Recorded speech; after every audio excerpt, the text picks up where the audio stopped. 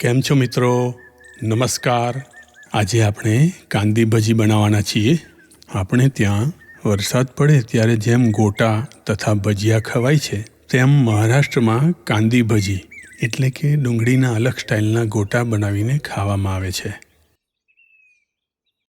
આજે વરસાદની મજા માણવાની ઈચ્છા હતી, પરંતુ આજે વરસાદના કોઈ એંધાણ નથી.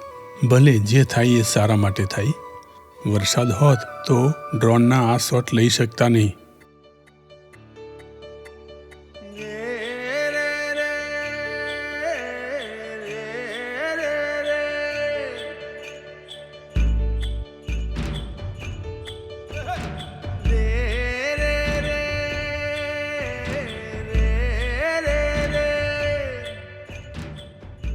આ હતી આપણી પુરાતન રહેઠાણ વ્યવસ્થા. એક ખેતરમાં એક મકાન. આપણે ભણ્યા પછી કબૂતરખાનામાં રહેવા માંડ્યા.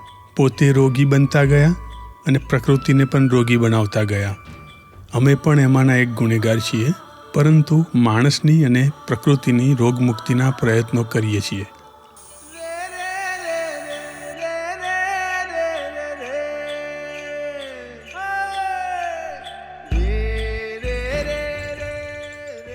મિત્રો, નેચરમાં ફરવું એ પણ એક મેડિસિનનું કામ કરે છે, અને આપ સૌ અત્યારે એ જોઈને આનંદ લઈ રહ્યા છો. એ પણ એક મેડિસિન જેવું જ કામ કરે છે.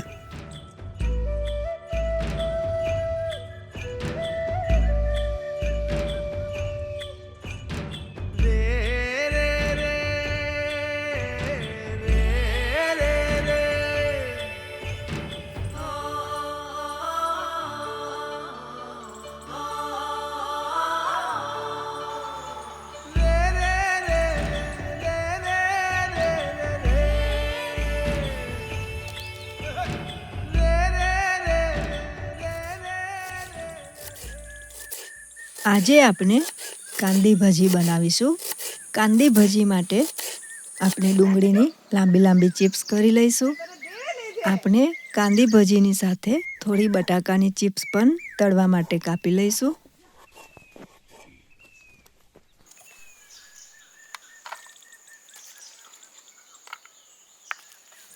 આદુ, લસણ અને મરચાંને ચોપ કરી લઈએ.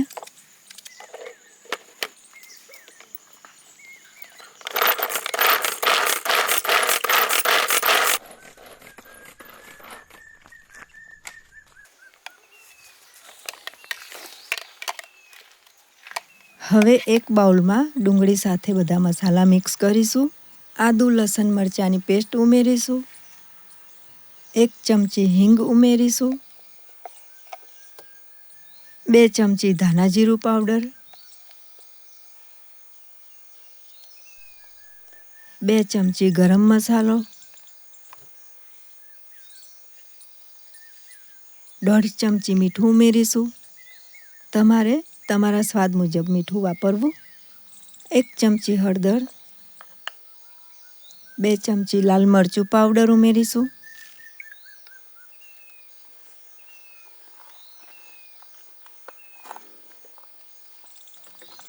બરાબર મિક્સ કરી લઈશું.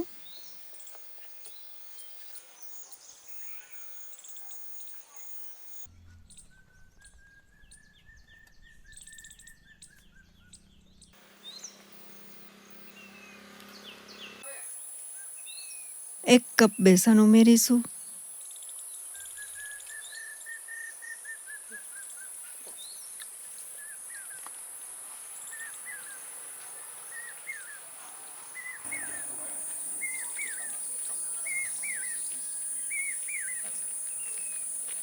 મિક્સ કર્યા પછી 1 ચમચી જેટલું પાણી રેડી મિક્સ કરી લેવું.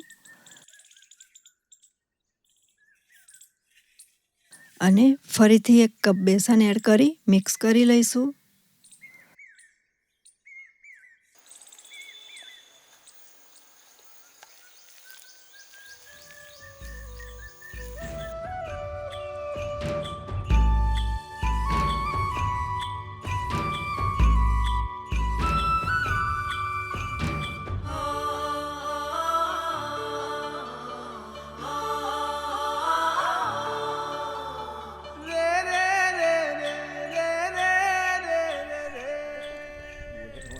ક્વેશ્ચન ના કરી ના વાંધો નહીં, હવે આ ચાલુ કરો તો. હા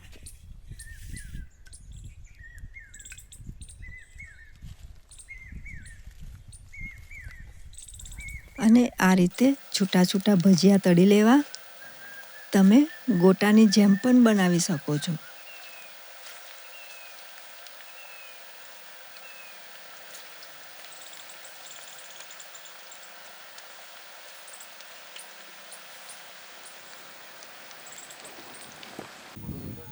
પરસેવો થવો જ જોઈએ, ના થાય તો પાળવો જોઈએ. આપણી ડિટોક્સિફિકેશનની વ્યવસ્થાઓ, એમાં આ એક વ્યવસ્થાને આપણે જરાય કામ નથી કરવા દેતા. થોડીક ગરમી લાગે ત્યાં તો એસી ચાલુ કરીએ, કાં તો પંખો ચાલુ કરીએ. જો પરસેવો થતો રહે તો શરીરનો કચરો સાફ થતો રહે, અને જો પરસેવો નહીં પાડો તો એ કામનો લોડ કિડની ઉપર આવશે. તો કિડની હેલ્ધી રાખવા માટે પરસેવો થવો જરૂરી છે. એને માટે એક્સરસાઇઝ કરવી જરૂરી છે. ફૂડ કલર ખાવાનું ટાળવું જોઈએ. બિનજરૂરી મેડિસિન ખાવાની બંધ કરવી જોઈએ. બોટલ પેક કોલ્ડ ડ્રિંકમાં ભયંકર કલર નાખવામાં આવે છે, જે કિડની માટે પ્રોસેસ કરવું ડિફિકલ્ટ હોય છે. આપણે સાથે બટાકાની ચિપ્સ પણ તળી લઈએ. મિત્રો, બાફેલા કે તળેલા બટાટા એ આમ તો અનહેલ્ધી ફૂડ છે. જો નિયમિત ફિઝિકલ વર્ક ના કરતા હોય તો નહીં ખાવા જોઈએ. ઉગી ગયેલા તથા વાસી થઈ ગયેલા બટાકામાં સુગર વધારે પ્રમાણમાં હોય છે. મિત્રો, જ્યારે આપ ડીપ ફ્રાય કરેલી વાનગી બનાવો તો સાથે વધારે ફાઇબરવાળી વાનગી પણ લેવી જોઈએ, જેથી આપના ખોરાકમાં લીધેલ ફેટ અને સુગર ઓછા એબ્સોર્બ થશે. આપને આજે એટલા માટે જ સાથે સલાડ રાખેલું છે.